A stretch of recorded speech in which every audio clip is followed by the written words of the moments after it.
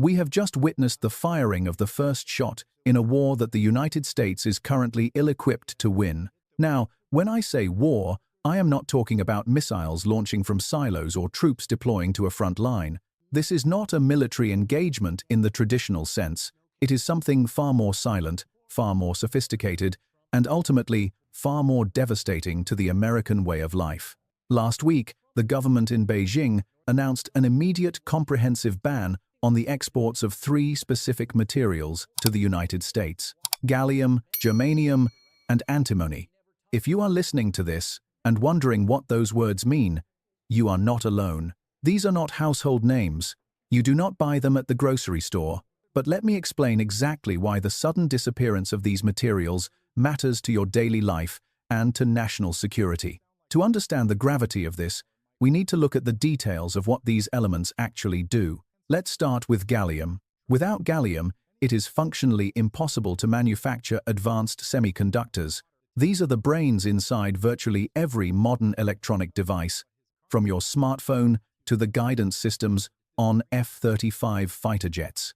Next, we have germanium. This material is the fundamental building block for fiber optic cables. If you care about high-speed internet, global communications, or the data centers that run the modern economy, you care about germanium. Finally, there is antimony. This is a critical component in the production of military-grade ammunition. Here is the terrifying statistic that puts this into perspective. China controls 98% of global gallium production. Let that sink in for a moment. 98%. This is not a market share. This is a monopoly. And as of last week, they have turned off the tap. I want to be very clear about how we categorize this event. We need to stop pretending this is a standard diplomatic spat. This is not a trade dispute. This is not a negotiation over tariffs or quotas. This is the definition of economic warfare. And the unfortunate reality is that the United States has just discovered it is bringing a knife to a gunfight. I have been analyzing this trajectory for years, warning that this specific moment was inevitable.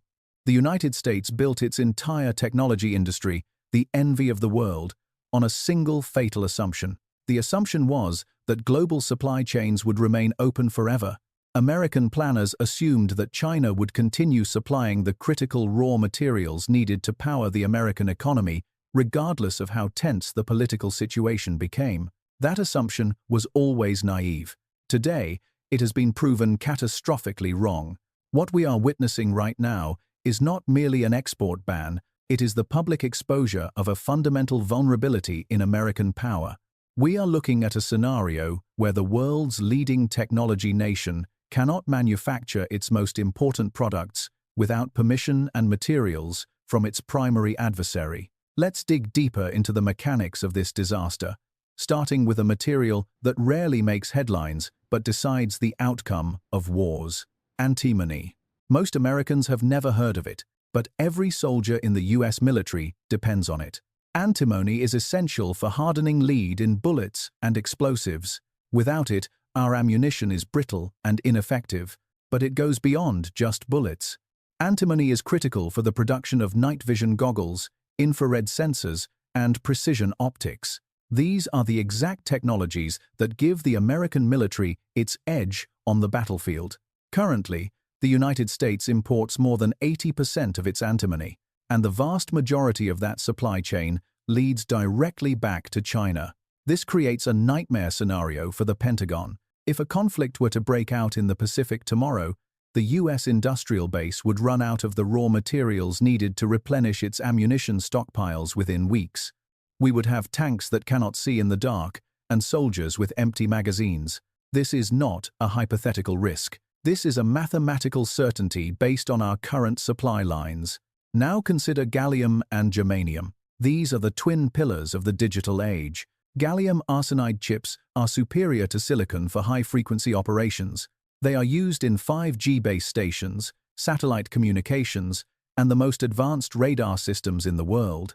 The AESA radars used on US naval ships and fighter aircraft require gallium to function. By cutting off the supply, Beijing is effectively freezing the production lines of America's most advanced defense hardware. Germanium is equally vital. It is the core material for fiber optics and solar cells used in space. Cutting off germanium is equivalent to severing the nervous system of the global internet. The strategic brilliance of Beijing's move lies in its precision. They did not ban everything. They banned the specific bottlenecks that the West cannot easily bypass. They identified the choke points of the 21st century economy, and they clamped down. According to the framework of offensive realism, a theory of international relations I have applied to this dynamic for decades, this move was entirely predictable. The core tenet of offensive realism is simple. When great powers compete, they do not seek to get along. They seek to maximize their advantages and ruthlessly exploit their opponents' weaknesses. China found America's weakness, and they have just exploited it with surgical precision. To really understand the magnitude of this crisis, we have to look back at how we arrived here. You need to understand how the architecture of American technological dominance actually worked. After the conclusion of World War II, the United States constructed the most sophisticated technology ecosystem in human history.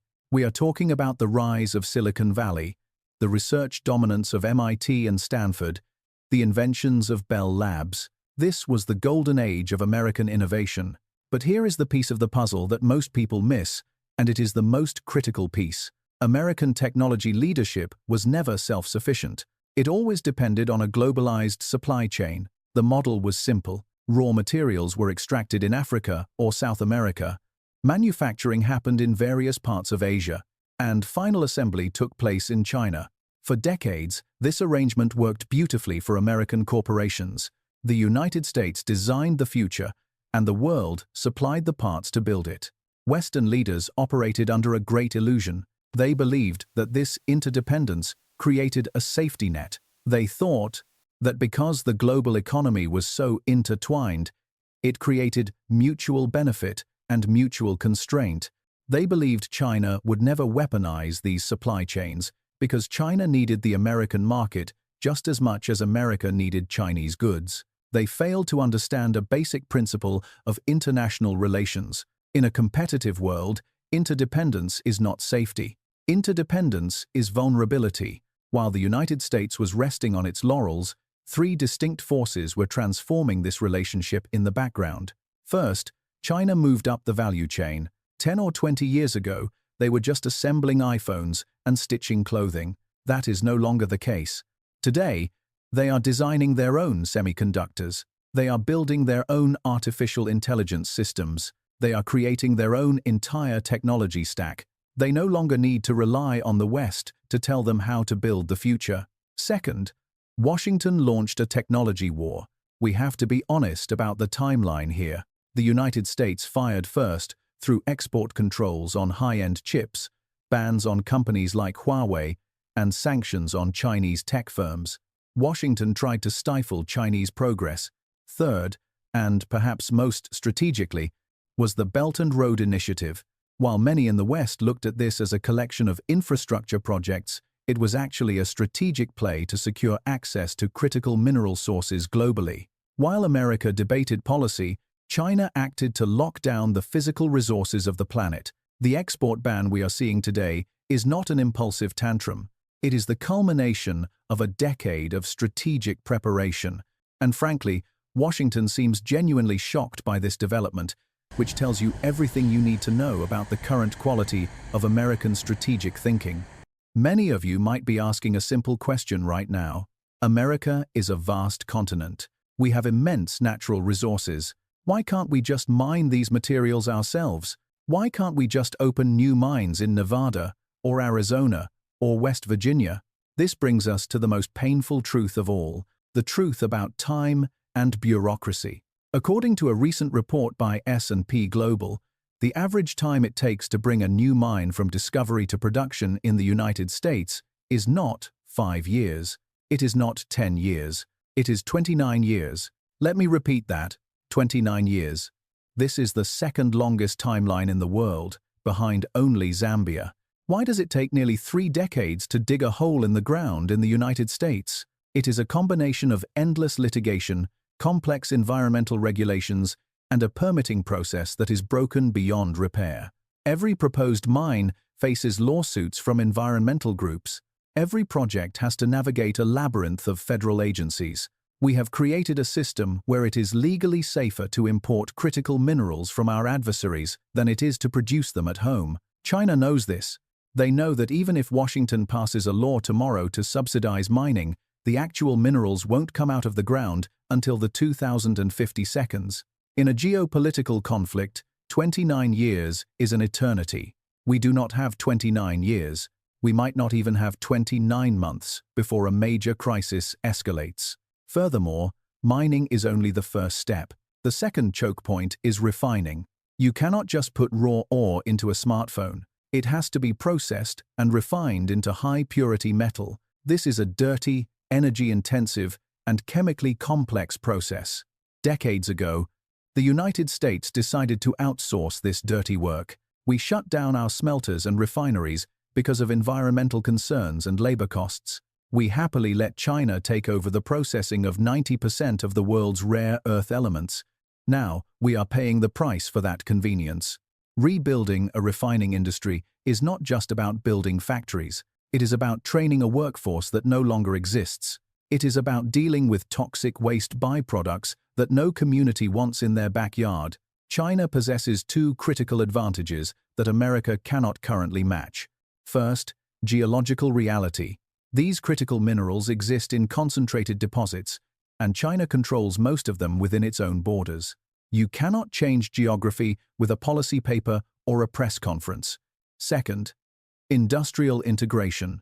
China does not just mine these materials, they process them and manufacture with them. They control the entire value chain, from the dirt to the device.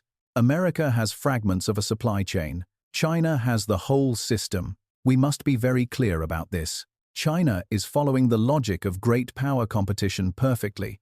They identified a critical American vulnerability. They built leverage over years. They waited for the right moment, and they acted decisively. For China, this is strategy. For America, this is a scramble. For China, this is about national security and technological sovereignty. For America, this has largely been about consumer products and corporate profits. China fights for survival. America fights for convenience. That asymmetry explains everything. So, how has Washington responded to this crisis? Let me describe what I have observed from the Capitol. We have seen Commerce Department officials holding emergency meetings. We have seen the White House issuing vague statements about supply chain resilience.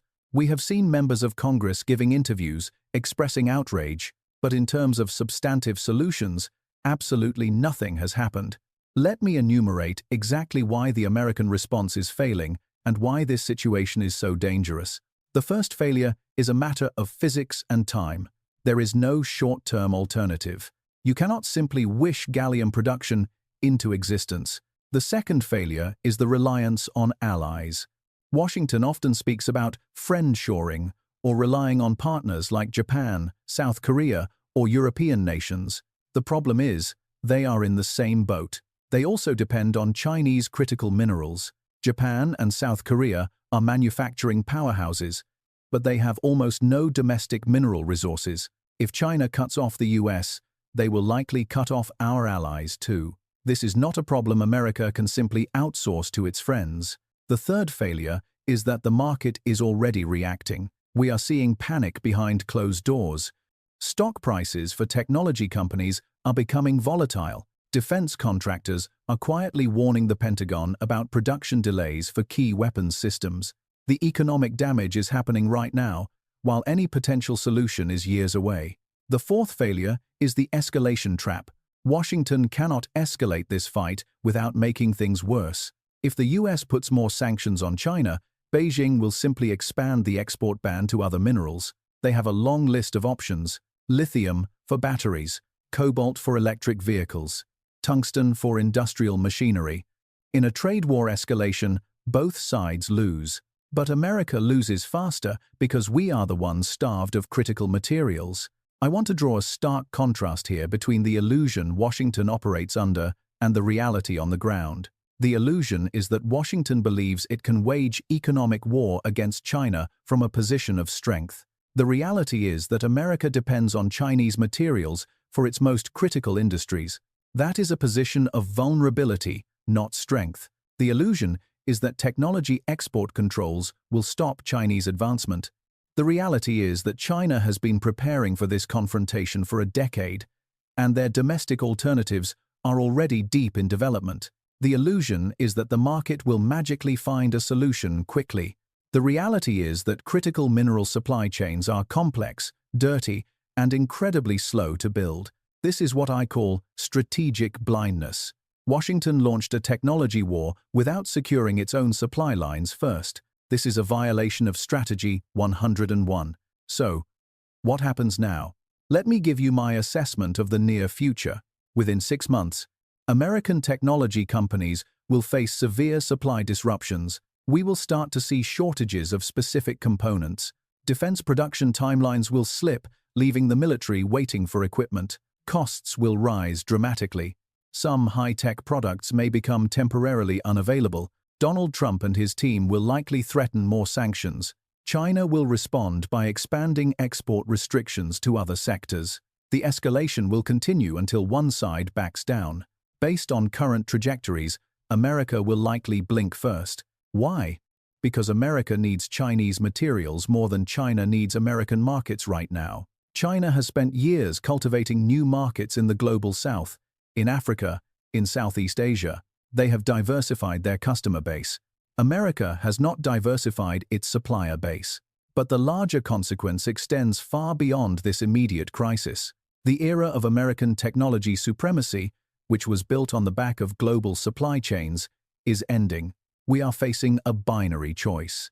Either America rebuilds its domestic capabilities, a process that will take decades and billions of dollars, or it accepts a state of permanent strategic vulnerability. There is no third option. Let me leave you with this warning. Great powers that depend on their adversaries for critical resources eventually find those dependencies weaponized against them. History is littered with empires that forgot how to produce the things they needed to survive. America built this vulnerability over 30 years of offshoring and outsourcing. Fixing it will take just as long. Whatever happens next, one thing is certain: the prices of electronics, vehicles, and technology are going to rise.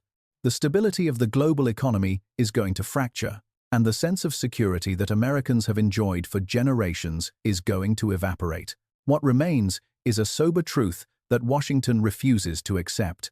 In great power competition, self-sufficiency is security. Interdependence with adversaries is vulnerability. It is a pleasant mask that has finally slipped. China understood this truth a long time ago. America is learning it the hard way. The question is no longer whether America can maintain technology supremacy. The question is whether America can maintain technology independence. Right now, the answer is no. And that should concern everyone watching. If you want to understand the realities of this new world order without the sugarcoating, make sure you are subscribed. We will continue to analyze the sober truths that the mainstream media ignores.